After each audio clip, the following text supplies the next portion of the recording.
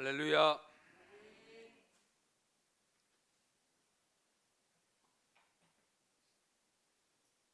뭔지 가르쳐 주세요.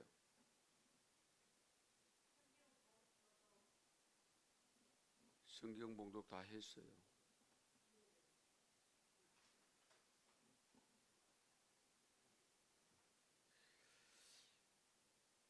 따라서 하십시다. 인생은 전쟁입니다.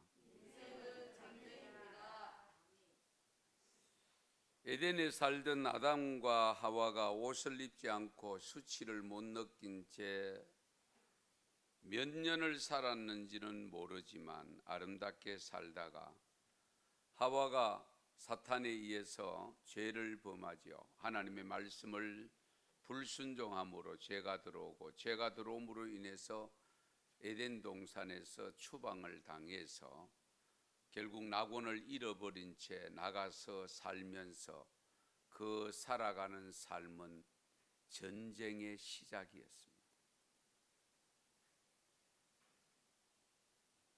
사실 우리가 인류 역사를 보면 거의 역사책에 전쟁 역사 중심으로 기록되어 있는 것을 보게 됩니다.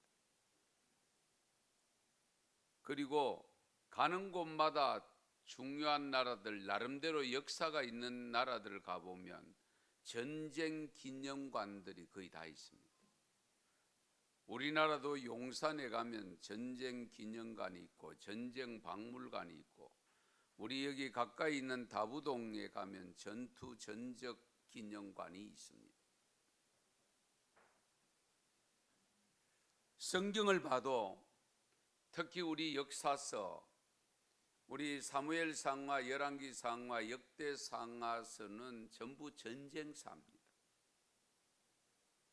물론 일반적인 우리가 전쟁과 영적 전쟁이라는 것이 또 구분이 되기는 합니다만은 하여튼 전쟁 중심으로 되어 있고, 우리나라는 뭐 누누이 말씀드리지만 4350년 역사 속에 적어도 크고 작은 전쟁이 930여 회가 넘게 전쟁을 치룬 것으로 되어 있습니다. 그러면 적어도 5년마다는 아니고 거의 4.5년마다 전쟁은 한 번씩 치룬 그런 나라가 우리나라입니다. 국가 간의 전쟁, 나라 안의 삼국 시대를 비롯해서 지금까지 동서간 전쟁, 남북 전쟁, 그래도 우리나라는 단일 민족이라서 부족 간의 전쟁은 잘 없잖아요. 영혼원 간에 좀 이 갈등 요소가 좀 심해서 그렇지, 그러나 저 아프리카 지역을 보면은 부족 간의 전쟁이 치열합니다. 사람들이 그렇게 왜 생명 걸고 그렇게 싸우는지 저는 아무리 이해를 하려고 해도 이해가 안 됩니다. 사실 지금도 마찬가지입니다만은 어느 나라든 전쟁을 치르지 않는 나라가 없습니다. 뉴스를 들어보면 지금도 곳곳에 테러가 일어나고 있습니다. 그리고 국가 간에 서로가 어르렁거리고 있습니다. 신무기 개발, 신무기 수입, 국방 예산을 엄청나게 들어가면서 전부 언제 일어날지 모르는 전투 태세를 갖추고 있습니다. 강대국이나 약소국가나 매 일반입니다. 이런 인류 역사의 전쟁의 시발점이 어디로부터 시작되느냐? 오늘 창세기 본문 4장에서 붙습니다. 물론 이 당시에는 인구가 아담과 하와고 그 다음에 아들이니까 아직까지 국가가 형성되지 않을 때니까 결국 형제간 전쟁부터 시작입니다.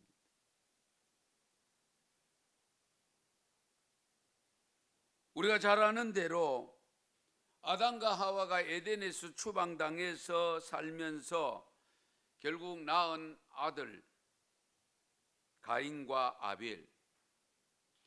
가인은 농사를 지었고 아벨은 목축업을 했습니다. 양을 키웠다고 기록합니다.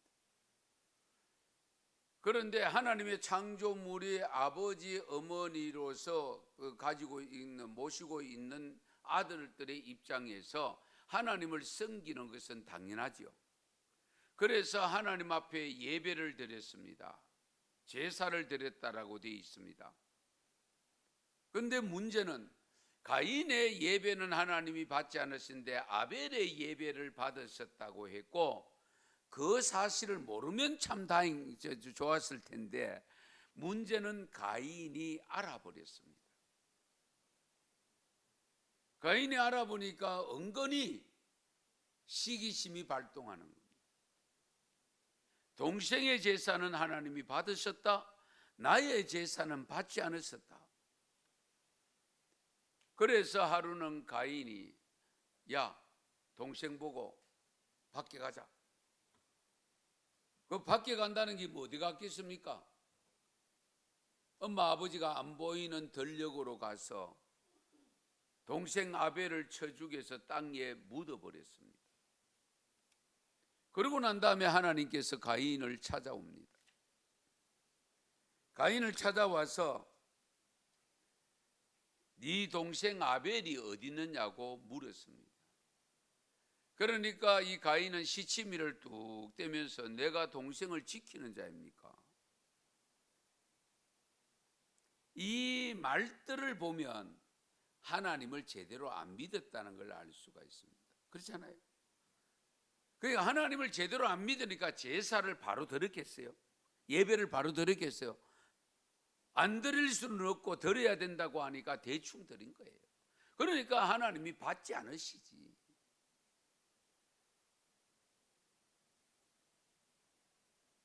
그때에 하나님께서 가인에게 네가 무엇을 하였느냐? 내 아우의 핏소리가 땅에서부터 내게 호소하느니라. 도저히 있을 수 없는 일이 발생한 겁니다. 인간의 최초의 살인 사건이 형제간에서 비롯되었고, 그것도 원인은 예배 때문에 비롯되었다는 사실입니다. 오늘 말씀을 읽지는 않았지만 창세기 25장에도 보면 이와 비슷한 사건이 발생한 것을 기록하고 있습니다. 하나님은 아브라함을 100세의 아들을 주잖아요. 그 아들 이름 뭐죠? 이삭. 이삭이 40세가 되었어서 아내 리브가를 얻어서 자녀를 못 낳습니다. 처음에는. 그래서 성경을 읽어보면 이 이삭이 하나님 앞에 간절히 기도를 합니다. 아이를 달라고 기도했을 때 하나님께서 응답을 하셔서 아기를 가졌는데 쌍둥이를 가집니다. 그 태어나서 가진 이름이 잘 아시다시피 에서와 야곱입니다. 그런데 하나님께서 네 복중에 두 나라가 싸우고 있다라고 일러줍니다. 이미 복중했어요. 쌍둥이로 가졌던 이 에서와 야곱이 어머니 태 속에서 두 민족이 되어져서 싸운다라고 했습니다. 여기에서 우리는 왜 싸움이 발생하고 전쟁이 발생하는지는 조금 알 수가 있을 것 같지 않습니까? 두 형제 간의 싸움은 결국 시기와 질투 그리고 욕심 때문입니다. 집안에서 일어나는 싸움이든 국가 간에 일어나던 전쟁이든 대부분은 자신의 욕망을 채우려고 하는 욕심 때문이고, 그리고 시기와 질투가 원수로 바뀝니다.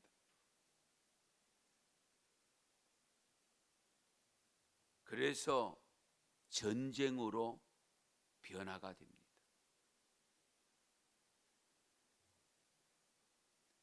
우리가 궁극적으로는 인간이 싸움투성이로 살아가게 되는 근본적인 이유가 무엇인가 하면은 결국 사랑하지 않기 때문입니다. 사랑이 없어서 그런 거예요. 물론 시기와 질투심, 사랑하는 마음에서 비롯되는 시기와 질투도 있기는 참 사랑은 시기, 질투도 능가합니다.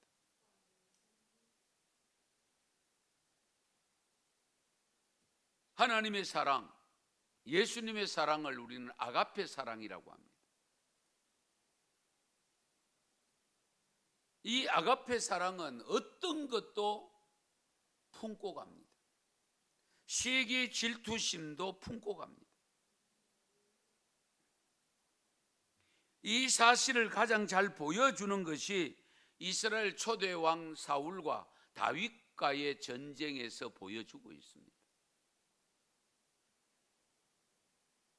잠깐 언급드리면 우리가 잘 아시는 대로 사울왕이 초대 왕으로 하나님의 인정을 받아 기름 부음을 받고 왕으로 세움 받아서 40년간 통치하면서 나름대로 잘했습니다. 그런데 느닷없이 이새의 8번째 아들인 목동 이 다윗이 골리앗 대장을 무너뜨린 그것으로 인해서 분위기가 완전히 바뀌잖아요. 사울이 죽인 자는 천천히고 다윗이 죽인 자는 만만이라고 하는 이것이 국민들에게 팽배되어짐으로 말미암아 사울왕이 시기심이 돼. 저를 가만히 있다가는 저 다윗이 언제 내 자리를 차고 올라올지 모른다는 이 시기심이 생기면서 두려움이 앞서게 되어지고 불안감이 생기다 보니까 저 사울 다윗을 죽여야 되겠다는 생각을 가지고 죽이러 다니잖아요. 심지어 3,000명의 군사까지 동원하는 사태가 발생합니다.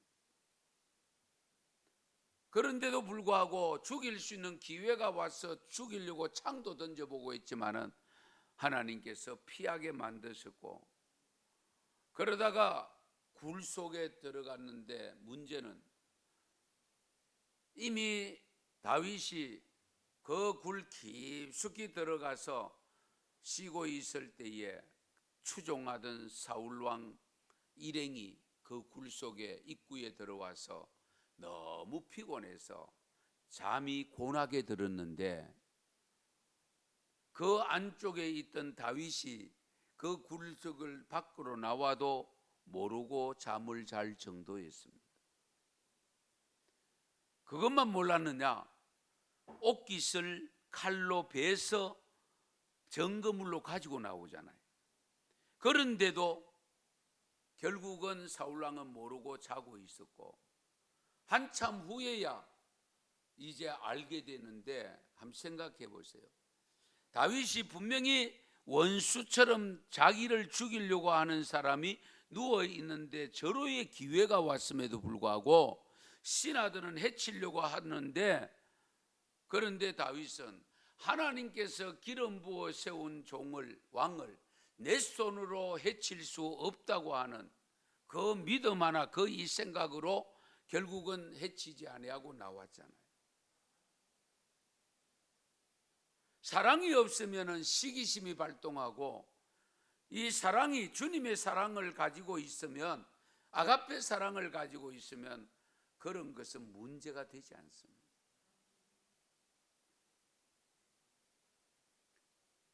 사랑의 하나님을 믿고 사랑의 예수님을 믿는 믿음으로 영원한 천국에 들어가는 구원받은 자들이라고 자부하는 성도들의 삶은 어떻습니까? 전쟁이 없습니까? 뭐 전쟁은 고사하고 다툼은 없습니까?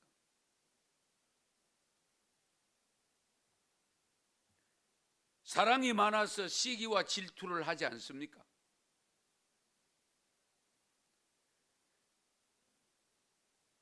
성도들끼리 다툼이 없습니까?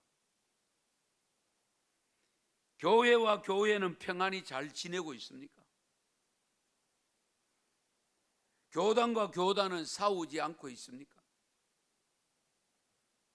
목사들은 안 싸우고 잘 지냅니까?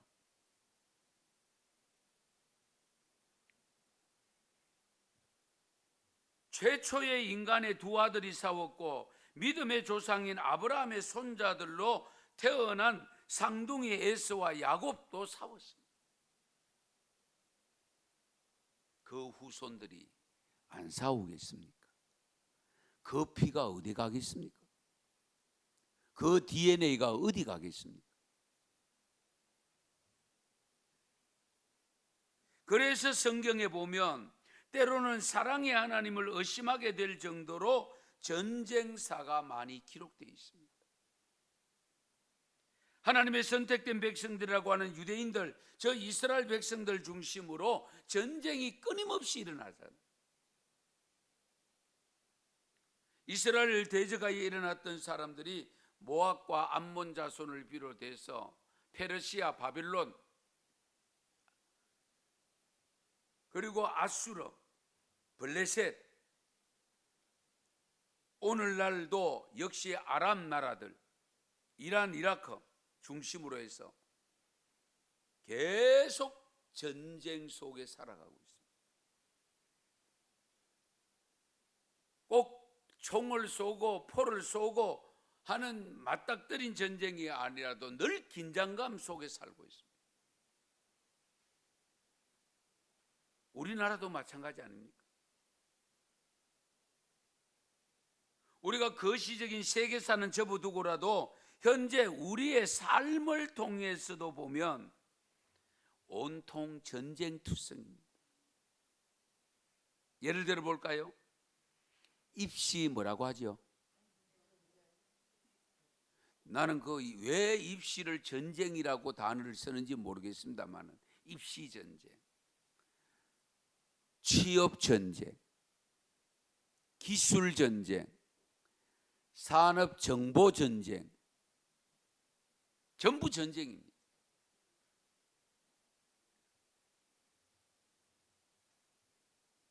그래서 2014년도에 여러분 그런 책 보셨는지 모르겠습니다만 대한민국 취업 전쟁 보고서라는 책 제목이 그렇습니다.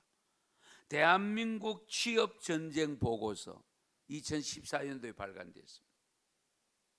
그리고 지난해에는 기술 전쟁에서 이기는 법 책이 나왔습니다. 또 하나의 전쟁이 있는데 들어보셨을 겁니다. 별들의 전쟁. 어떤 전쟁을 별들의 전쟁이라고 합니까? 좀 인기 있는 그룹들, 두각을 드러내는 그룹들의 경쟁을 두고 별들의 전쟁이라고 표현합니다. 유명 스타들의 경쟁, 별들의 전쟁. 이런 엄청난 전쟁 가운데 살아가는 우리들이라면 전쟁을 겪지 않고는 살 수가 없는 것이 인생이라면 어떻게 살아야 잘 살았다고 할 수 있을까? 안 겪을 수는 없고 이 세상에 사는 한은. 그렇다면 우리가 어떻게 하면 그 전쟁을 나에게 유익하도록 승리하는 전쟁의 삶을 살 수 있을까?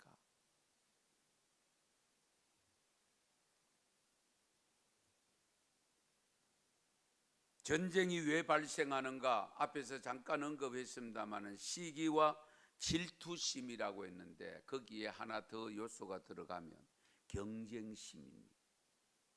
경쟁심. 경쟁을 하게 되면 두 가지입니다. 승리 아니면 지는 겁니다. 그런데 누가 지려고 하는 사람 누가 있어요? 다 이기려고 하지. 그러니까 심각해지는 겁니다.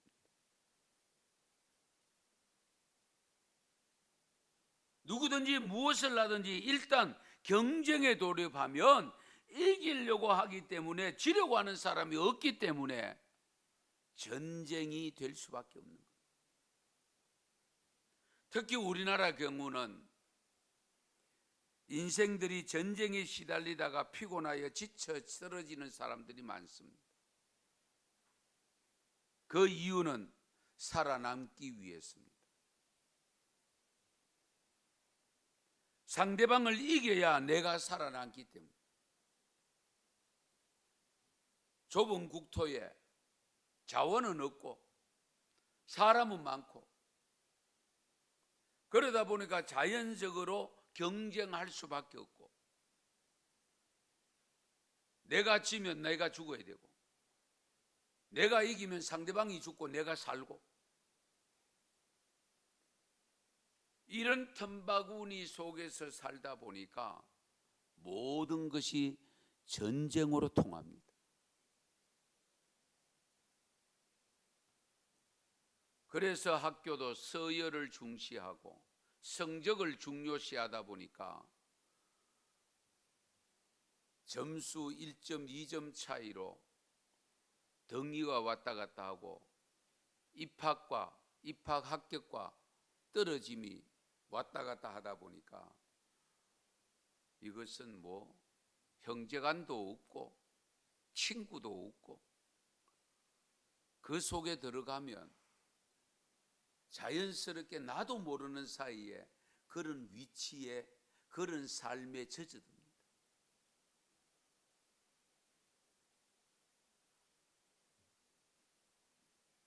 물론 경쟁이 다 나쁜 것은 아닙니다. 좋은 점도 있기는 한데 그것이 많지를 않습니다. 우선 경쟁을 하다 보면 발전을 하게 됩니다. 그렇죠? 발전. 이 경쟁을 하다 보면 삶을 조금씩 향상시키는 역할을 합니다. 대한민국이 이렇게 잘 살게 된 것은 바로 우리의 모든 것이 전쟁으로 치르는 듯이 살다 보니까 다른 나라들이 따라올 수 없을 정도로 우리가 지금 잘 살게 된 거예요, 사실은. 그러나 그 피해도 만만치 않다는 사실입니다. 그래서 우리나라 사람들은 저부터 시작해서 여유가 없습니다. 쉬면 죽는 줄 압니다. 그래서 24시간 마트 있는 데는 대한민국밖에 없다고 하잖아요. 세계인들이 놀란다고 하잖아요. 그렇게 열심히 살아온 건 정말 잘 살아왔습니다. 그러나 이제는 전쟁을 좀 멈춰야 되지 않겠어요? 좀 전쟁에서 해방되어져서 좀 여유롭게 살아야 되지 않겠어요? 가인과 아벨, 에서와 야곱의 관계가 전부 형제간 관계 속에서도 서로 죽이고 서로 쟁취하려고 하고 하는 이런 것은 바로 전쟁입니다. 경쟁이 되는 순간부터 문제가 발생합니다. 경쟁에서는 이기고 봐야 됩니다. 그래서 경쟁은 피 터진다라고 표현합니다. 피 터진다. 형제간만도 아닙니다. 아브라함과 사라의 몸종 하갈도 보면 사라는 아기를 낳지 못했을 때 하갈은 들어가자마자 아기를 낳습니다. 그런 것을 보면 아브라함의 문제가 아니고 사라의 문제였습니다. 그런데 하나님은 아브라함에게 100세의 아들을 줍니다. 사라 90세의 아들을 주어서 태어납니다. 그런데 사라가 하갈을 시기하기 시작합니다. 왜? 자기가 낳은 아들하고 이 하갈이 낳은 아들이 형이니까 늘 동생으로서 당하니까. 그러니까 남편 아브라함에게 이야기해서 광야로 쫓겨나가게 되잖아요. 아이 싸움이 어른 싸움 되는 겁니다. 창세기 30장에 보면 자매 간의 싸움도 있습니다. 레아와 라헬. 우리 여전도에 레아와 라헬 싸우면 안 됩니다. 예. 여기도 역시 시기심이 발동하는데요. 한번 보세요. 라헬이 아들을 낳아서 납달리라고 표현했습니다. 이름을 지었어요. 납달리. 납달리가 뭐냐? 경쟁하여 이겼다는 뜻입니다. 경쟁하여 이겼다. 그러니까 경쟁이 되는 이유가 뭐냐? 역시 시기심이 작용합니다.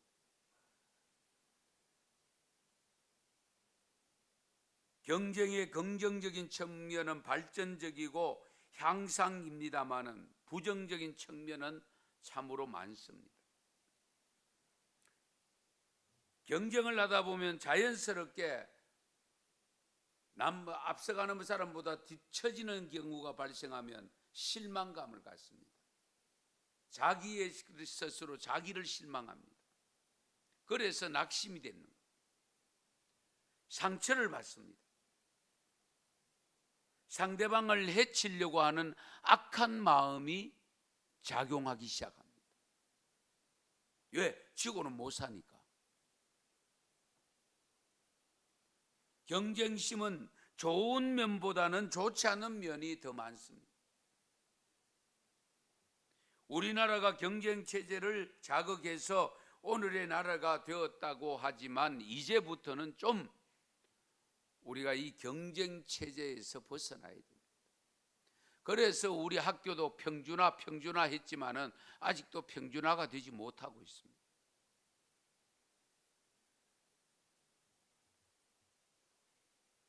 저와 여러분이 소망하며 기다리며 가고 있는 하나님 나라는 경쟁의 나라가 아니잖아요.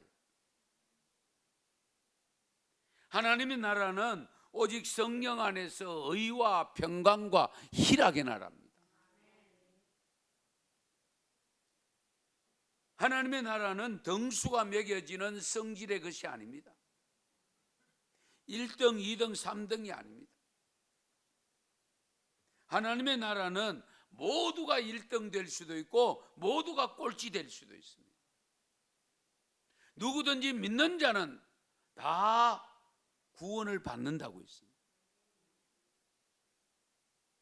제가 가끔 표현을 합니다만 여러분 뭐 기억나실지 몰라도 천국까지 가서 사장 있고 과장 있고 말단 직원 있고 그러면 천국 가야 될 이유가 없잖아요. 그렇지 않습니까? 예. 그러니까 하나님의 나라는 의와 평강과 희락이라니까요.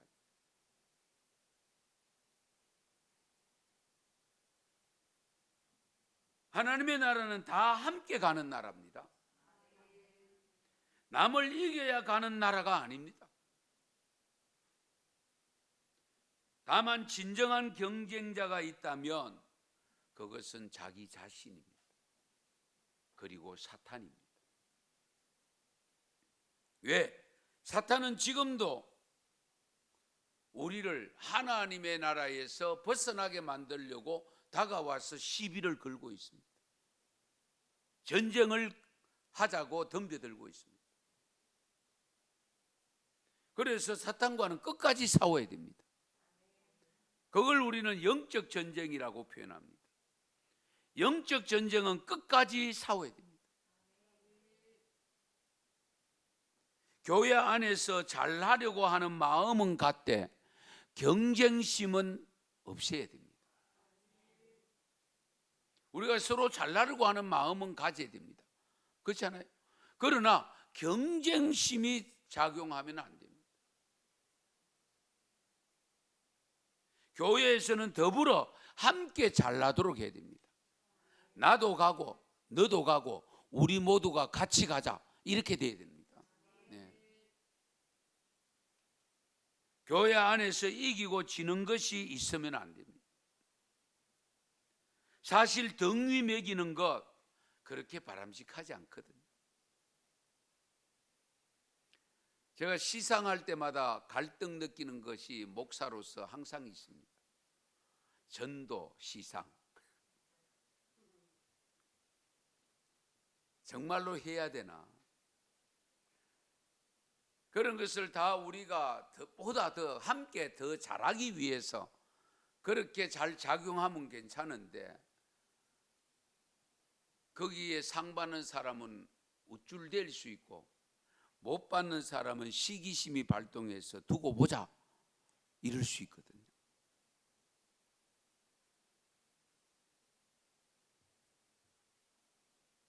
저는 개인적으로 우리 항존직을 선출할 때의 순서 서열 매기는 거, 대부분은 지금까지 많은 교회들이 득표 순으로 했습니다.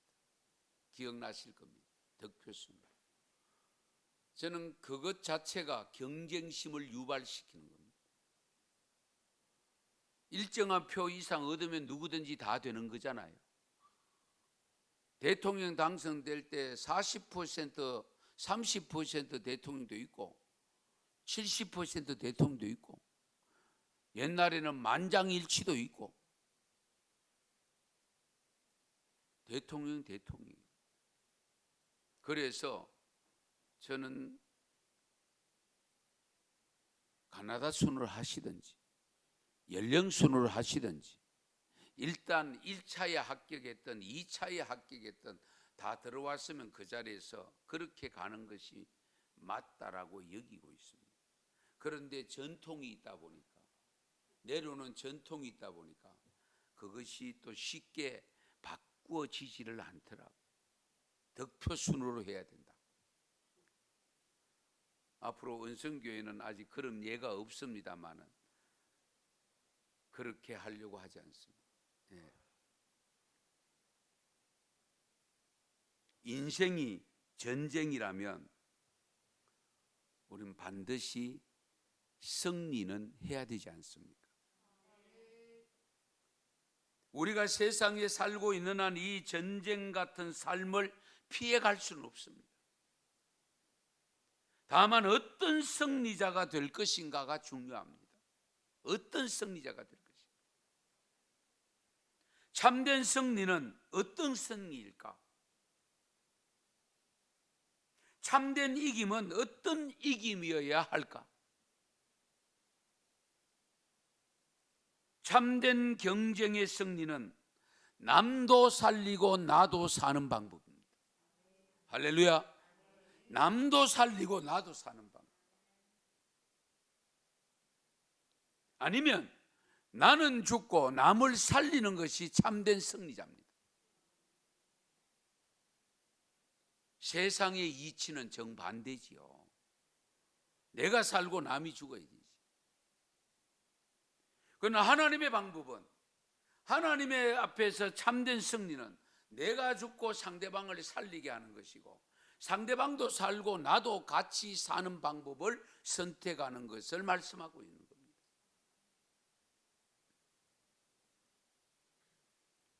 조금 전에 일러주었던 우리 사무엘상 24장 전쟁사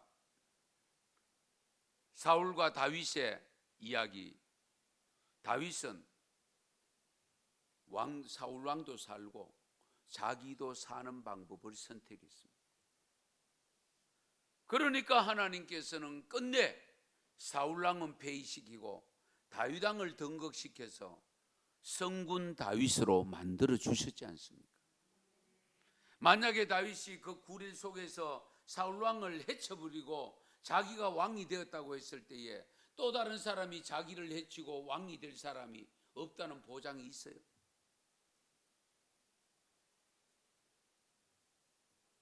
다윗은 정말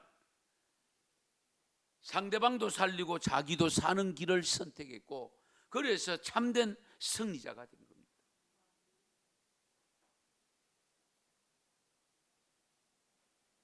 예수님이 십자가를 지고 가신 이유가 뭡니까? 자신이 죽음으로 우리를 살리기 위함이었잖아요. 자신은 대속의 제물로 죽으시고 죄인된 우리를 살리기 위함이었잖아요. 그런데 예수님이 실패했습니까? 예수님이 패했습니까? 아니잖아요. 오늘 읽은 신약의 말씀 마태복음 26장 46절 이하의 말씀, 우리가 잘 아는 말씀입니다마는 우리 예수님이 겟세마네 동산에서 십자가를 앞에 두고 베드로, 야고보, 요한을 데리고 기도했잖아요. 간절히 기도가 끝마칠 때쯤 되니까 가룟 유다가 돈 받고 결국 로마 병정들, 제사장과 장로들이 보낸 그 병사들, 가룟 유다가 예수님이 기도하는 곳까지 왔습니다. 바로 그때에 세 제자는 또 자고 있었습니다.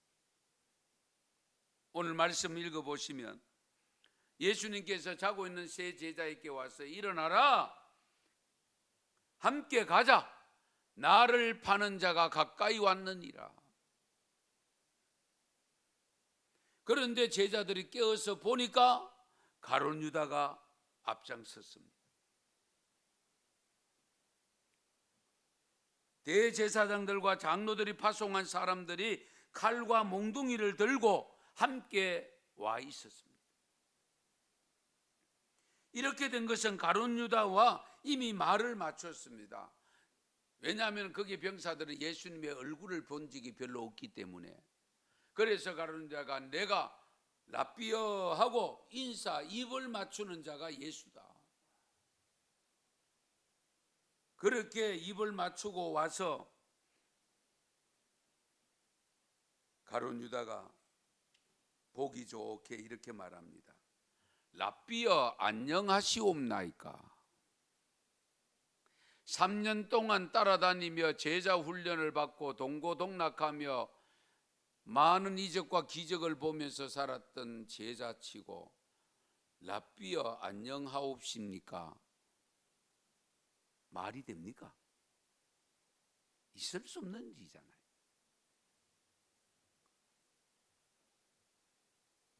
주님이라고 불러야 되지. 어떻게 라삐어 선생님이라고 부릅니까? 선생님이니까 제자도 선생은 얼마든지 반역할 수 있고 선생을 넘어뜨릴 수 있다는 걸 가르쳐 줍니다. 그런데 그 말을 듣고 예수님은 그 가룟 유다를 향하여 뭐라고 부릅니까? 예? 친구야.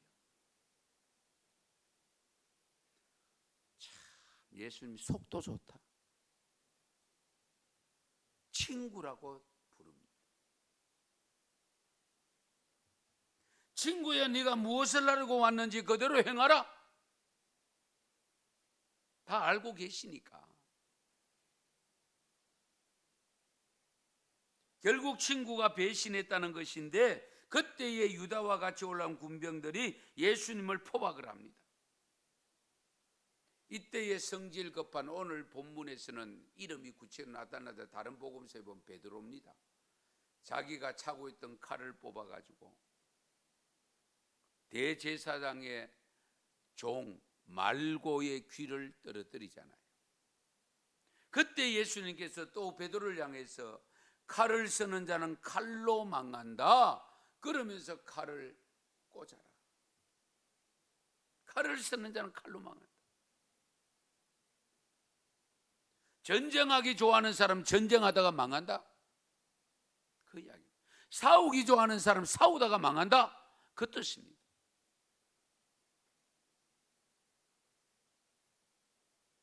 그러면서 예수님은 가룟 유다에게 이렇게 말씀합니다.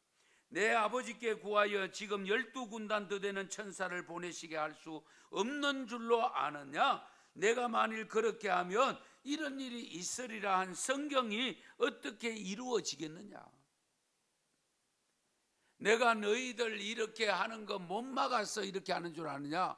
내가 이미 선지자들을 통해서 성경에 기록된 대로 그 성경이 이루어지도록 하기 위해서 내가 그대로 고스란히 당한다. 그 고백입니다. 그리고 예수님께서 유다와 함께 같이 온 사람들에게 이렇게 말씀합니다. 너희가 강도를 잡는 것 같이 칼과 몽치를 가지고 나를 잡으러 나왔느냐? 내가 날마다 성전에 앉아 가르쳤으되 너희가 나를 잡지 아니하였도다. 그러나 이렇게 된 것은 다 선지자의 글을 이루려 함이니라. 할렐루야. 결국 예수님은 내가 성경대로 간다, 선지자들이 일러준 대로 간다. 이때에 안타까운 사실이 또 발생합니다. 세 제자가 다 도망가고 없습니다. 가룟 유다까지 네 제자가 같이 기도하던 베드로, 야고보, 요한, 그리고 이 가룟 유다까지 가고 도망가고 없습니다. 그리고 예수님은 병정들에게 끌려서 대제사장 가야바 앞으로 갔습니다. 가야바 앞에 가니까 거기에는 이미 서기관들과 장로들이 모여 있었다라고 기록합니다. 예수님은 하나님 아버지께 기도하여 얼마든지 물리적으로 이길 수 있는 능력이 있었음에도 불구하고 그렇게 하지 않았던 것은 성경대로 자신이 오신 목적을 이루기 위함이었습니다. 참된 경쟁의 승리는 내가 죽고 남을 살리는 일입니다. 예수님이 가신 십자가의 길입니다. 성도 여러분, 인생 사는 것이 전쟁입니다. 지금도 전 세계가 코로나와 전쟁을 하고 있습니다.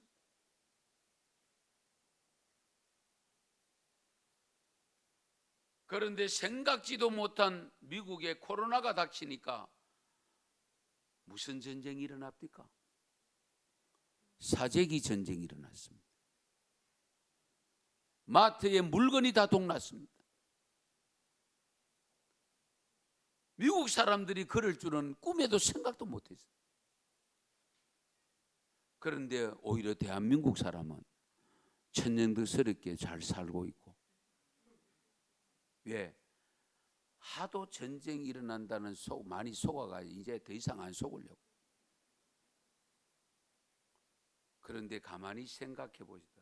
그 사재기를 한 물건 가지고 몇 달이나 버틸까요? 몇 주간이나 버티겠습니까? 50보 100보지.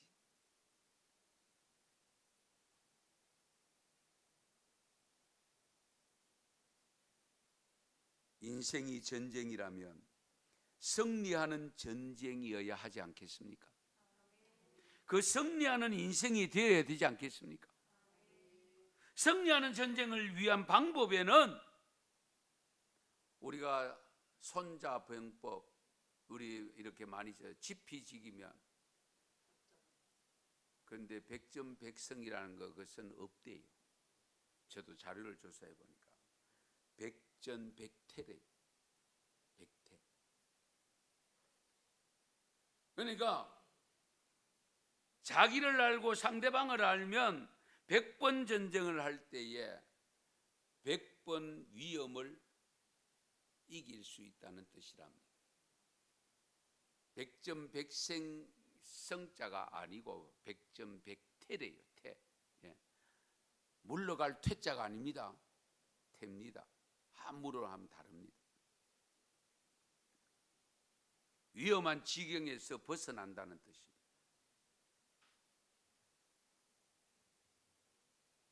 우리 예수님의 승리는 하나님의 뜻대로 사는 것이었습니다. 그것이 바로 십자가의 길로 가는 전쟁이었습니다. 죽으나 사는 길이었습니다. 패하는 것 같으나 승리하는 것이었습니다.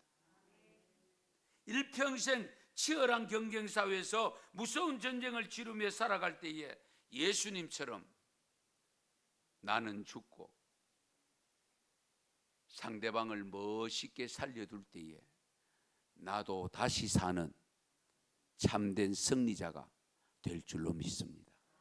이런 승리의 기쁨을 얻는 그날을 바라보면서 살아가시기를 축원합니다. 축복합니다. 기도드리겠습니다.